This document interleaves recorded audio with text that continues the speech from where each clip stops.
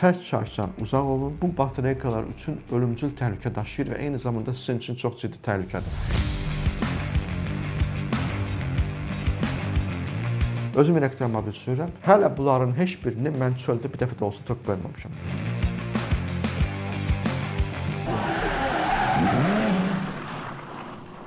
Dostlar, bir dənə video gördüm. Deməli, Kitayda fast charge'ın 800 kW-la bir avtomobili doldururlar. Bizimkilər də şərh yazıb ki, bu charge'dan niyə bizdə yoxdur? Sanki benzin kimidir. 5 dəqiqə bütün batareykanı doldurur.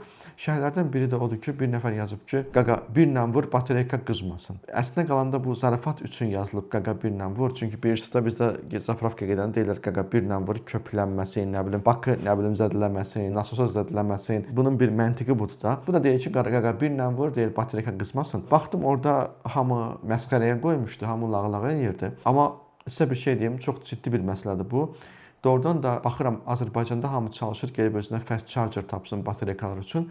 Bu batareykalar üçün ölümcül təhlükə daşıyır və eyni zamanda sizin üçün çox ciddi təhlükədir. Həddindən artıq yüksək gərginliklə avtomobili dolduranda, yəni batareykasını dolduranda, bu avtomobilin batareykasını tez sıradan çıxardır və hətta onun alışmağına səbəb ola bilər. Yəni yüksək gərginlik o dərəcə yüksək gərginlikdir ki, onun sıradan çıxmağı və alışmağına səbəb ola bilər. Bu yaxınlarda bilmirəm gördünüz, mətbuatda çox yayıldı. 300 min, səhv eləmirəmsə 300 min qiyməti olan bir avtomobil, Porsche elektromobil durduğu yerdə yandı servisin içində. Qısa qapanma, akkumulyatorun xarabçılığı, düzgün istifadə eləməmək, adı nə olursa olsun. Nəticə odur ki, bu cür böyük gərginlikli, çünki Porsche ən böyük akkumulyatora sahib avtomobillərdən biridir və eyni zamanda ən yüksək gərginliyə sahib avtomobillərdən biridir. Bu avtomobillərlə oynamaq olmaz. Yenə də demək istəyirəm ki, yüksək gərginlikdən uzaq olun, fast chargedan uzaq olun. Siz elə bilirsiniz ki, elə rozetkada da taxdım bunu bura. Hər bir avtomobilin özünün götürmək gücü var. Siz o gücü bilməlisiniz birinci. Sonra gedib o qoşduğunuz o avadanlığın gücünü bilməlisiniz. Sonra düşünməlisiniz ki, görəsən bu buna uyğundurmu? Ondan sonra qərar verməlisiniz. Əksəriyyətiniz bunu bilmirsiniz. Öyrətsək də bilməyəcəksiniz. Öyrənsəniz də öyrənə bilməyəcəksiniz. Çünki bu özü-özlüyündə çətin bir şeydir. Düşünün ki, Almaniyada buna görə sırf cəmaət bu qəflətə düşməsin, cəmaət bu vəziyyətə düşməsin deyə artıq hər bir avtomobil şirkəti özünə uyğun bir dənə stansiya qurub. Yəni konkret hamı bilir ki, bu Volkswagen-indir, bu BMW-nindir, bu da Porsche-nindir. Yəni heç kəs gedib Porsche-nin stansiyasında 800 kW-lıq yerdə, 400 kW-lıq yerdə balaca 20 kW-lıq şeyin doldurmur. Bilirsiniz nəyə görə? Artıq icazə vermirlər onu ora getməyə. O kartlandır və kartla olanda atqaz eləyir sistem və çox güclü idarə etmə sistemləri var. Tutaq ki, biri nətərsə oldusa tapdı, açıqdır, publikdir, hamı gedib bunu vura bilir.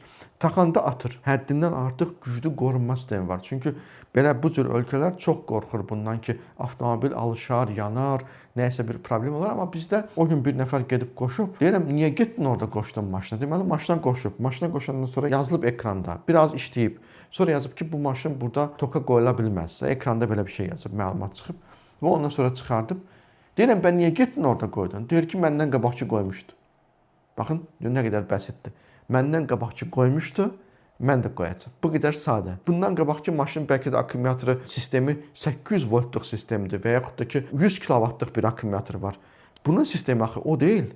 Nəticədən görürsünüz ki, nə qədər böyük fəsadlar ola bilər. Ona görə də dostlar, bu videonu özümə çəkməyə borc bildim. Ehtiyatlı olun. Heç nə bilmirsinizsə, mütləq qaydada evdə toka qoyun. Mütləq qaydada elektromobil sürürsünüzsə, elektromobil sürməyin demirəm, o dəqiqə başlamayın ki, özüm elektromobil sürürəm. Çox da zövq alıram, onu da sizə deyim. Çox da xoşuma gəlir. Artıq benzinli maşınları arada bir özləyirəm deyə, özləyəndə sürürəm, amma elektromobili çox sevirəm. Mənim üçün uyğun deyil, amma sürürəm, çünki öyrənmək üçün sürürəm. Sizə nələrsə başa salmaq üçün sürürəm. Öz işim üçün sürürəm ki, bunu dərk edeyim, bu sistem nədir, nətərdir. Amma ümumiyyətlə, mən artıq 3-cü ildir ki, elektromobil sürürəm. Bir neçə elektromobilim olub.